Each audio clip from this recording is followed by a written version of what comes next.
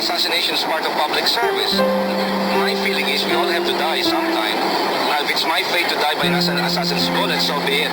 But I cannot be petrified by inaction or fear of assassination, and therefore stay in a corner, stay in a corner, stay in a corner.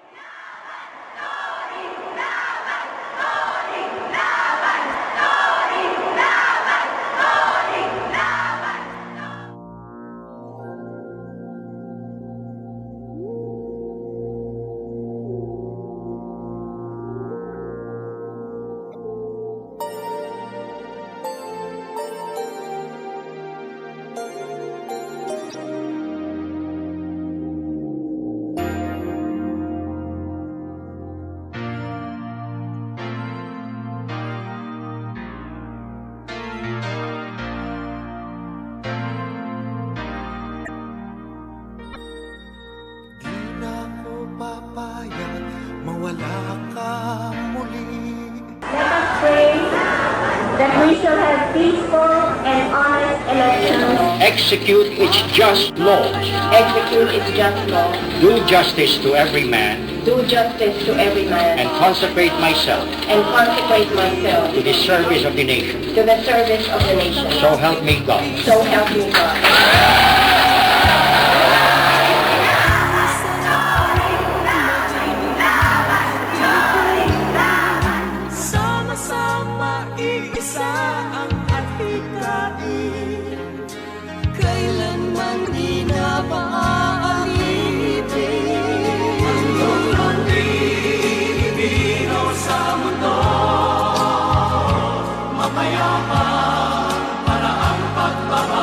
Years ago, I left America in grief to bury my husband, Ninoy Aquino.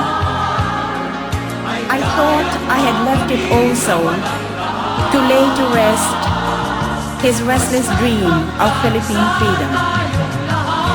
Today, I have returned as the president of a free people.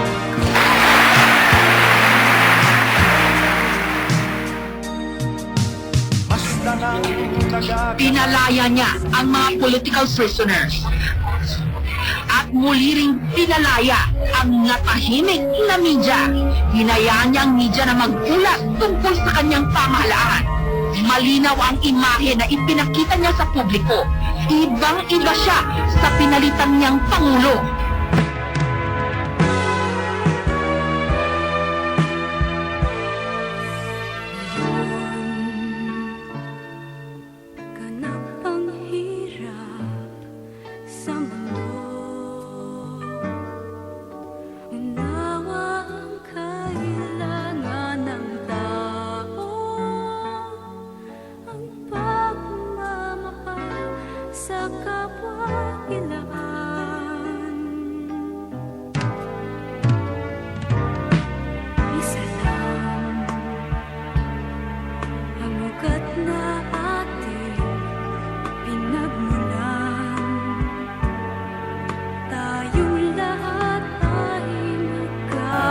Sa mga balitang bumabandila, may sakit na cancer of the colon o cancer sa malaking bituka, si dating Pangulong Corazon Aquino ay panahon naman ng mga anak na magsukli ng suporta sa ina.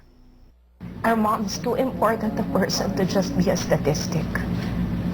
And I told that to her. Sabi ko, Mom, siguro, maybe it's too much to ask for a miracle, pero sabi ko, imposible. Sabi ko na mangyayari to sa'yo na wala in particular na control your emotions. I think I'm trying my best to keep my end of the bargain.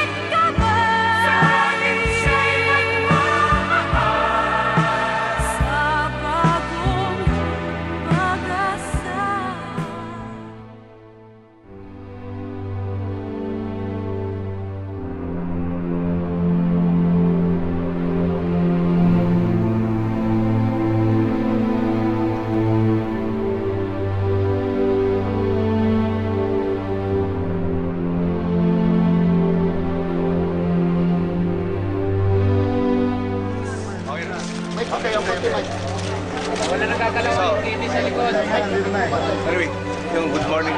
Our mother peacefully passed away at 3:18 a.m. August 1, 2009 of cardiorespiratory arrest. She would have wanted us to thank each and every one of you for all the prayers and your continued love and support. It was her wish for all of us to pray for one another and for our country. Hinihiling po ng aming pamilya ang konting panahon para makasama namin sa uling sandali ang aming mahal na ina.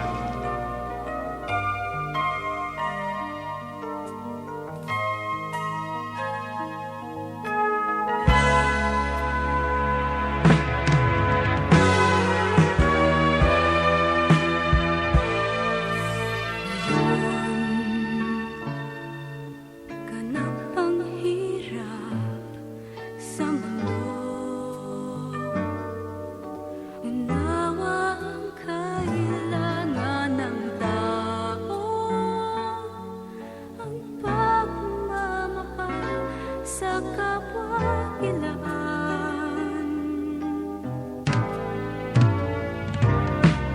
Isa lang ang ugat na ating pinagmulan. Tayong lahat ay magkakalain. Samlo sa tagos ay huwag padadala. Paano bang magpaalam kapag alam mo at alam ng puso mo na hindi pa rin sapat ang panahon na binahagi sa iyo ng Diyos sa piling ng iyong pinakamamahal? I'm sorry, Mom. Mom, I lied to you. Nagsinungaling ako when I told you that we would be okay.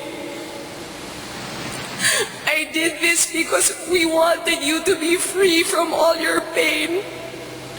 At para hindi ka na mag-alala tungkol sa amin. Pero Mom, it will take a lifetime for us to be okay. Because we will forever miss you.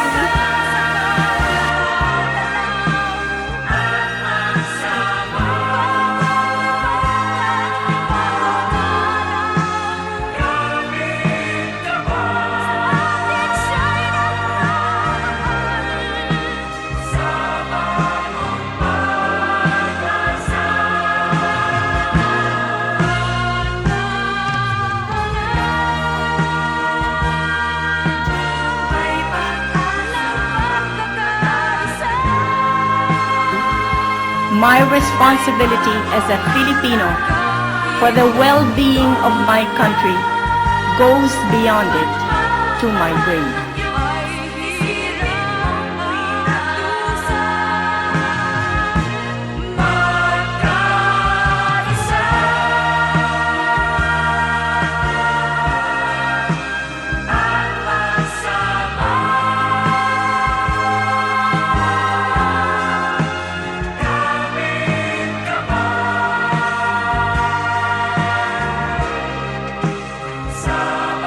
Salamat sa inyong lahat at paalam.